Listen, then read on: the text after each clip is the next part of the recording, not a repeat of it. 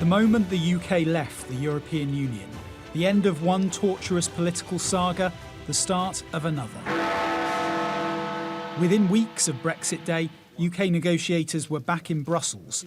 It didn't take long for the divisions to emerge. Our differences come as no surprise, especially after only one round of negotiations, but some are very, very difficult. As the COVID pandemic hit, talks moved online, but stubborn sticking points remained. Access to fishing waters, along with how closely the UK would follow EU rules and how the deal would be enforced and governed. It is the first trade agreement that will lead to more barriers to trade rather than reduce the barriers to trade. So in a sense, the UK and the EU were really concerned about, well, how do we ensure that we continue having great access to each other's markets, but also the freedom to do what we like on the side and to prevent the other from accessing the market and distorting competition. For Boris Johnson's predecessor, resolving that perennial Brexit tension between access and control was to prove an impossible task. In divorce talks with the EU, Theresa May initially aimed for a more distant relationship, but faced with rejection in Brussels, was forced to change tack. Are you running away from the big decisions again, Boris? That had consequences back home, though, with the then Foreign Secretary, Boris Johnson, resigning in protest at the plan, saying it risked the UK becoming a colony of the EU. Order! And MPs agreed. The noes to the left, 344. Rejecting the deal 3 times.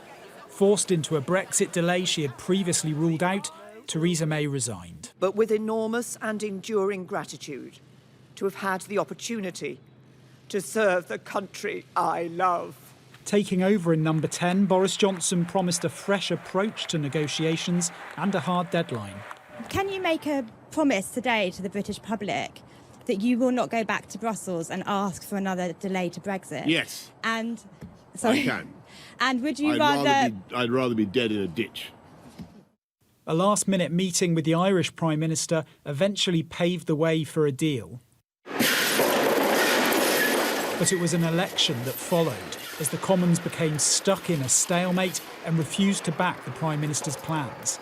The oven-ready pie. Vowing to get Brexit done, Boris Johnson fought the campaign, promising an oven-ready deal. The exit poll is indicating it's a Conservative win. The strategy worked. A thumping majority was gifted to the Conservatives. Brexit now certain, but still far from done. Boris Johnson promised an end to squabbling about the EU, but in reality his divorce deal left loose ends on one key issue. The new mechanism to keep the Irish border open ceded powers to Brussels and created a new frontier in the Irish Sea, something the Prime Minister had previously said he would never do. And that's why arguments over this border flared again during this year's talks, when Boris Johnson tabled laws that would unpick parts of the agreement he'd signed just months before. They were eventually withdrawn, but not before this shock admission from a cabinet minister. Yes, this does break international law in a very specific and limited way.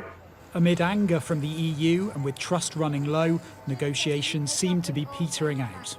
I concluded that we should get ready for January the 1st with arrangements that are more like Australia's, based on simple principles of global free trade. Whether that was genuine or just theatrics, negotiations did restart. Mr. Barnier, was it a success in London? But with little progress to report, it was left to the politicians to intervene.